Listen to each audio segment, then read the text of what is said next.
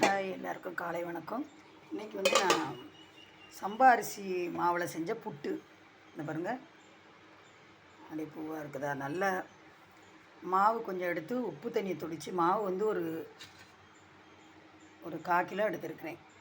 மாவில் கொஞ்சம் உப்பு தண்ணி தொளித்து நல்லா விரவி அதை கொலக்கட்டை சைஸில் பிடிச்சி உதிர மாதிரி இருக்கும்போது இந்த பாருங்கள், இட்லி கொப்பரையில் அவிச்சு வச்சுருக்கிறேன். எனக்கு புட்டு மேக்கருக்கும் எனக்கும் வரவே மாட்டேங்குதுங்க.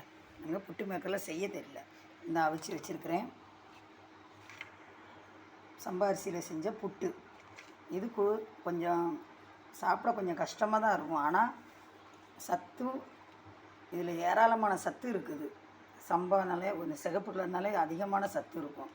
இதுக்கு ஜீனி 2 பழம் சாப்பிட கஷ்டமாக இருக்கனால பழத்தை போட்டு பிணைஞ்சு அப்படியே சாப்பிட்ருங்க. நீங்களும் ட்ரை பண்ணி பாருங்கள், சாப்பிடுங்க. எப்படி இருக்குன்னு கமெண்டில் சொல்லுங்கள்.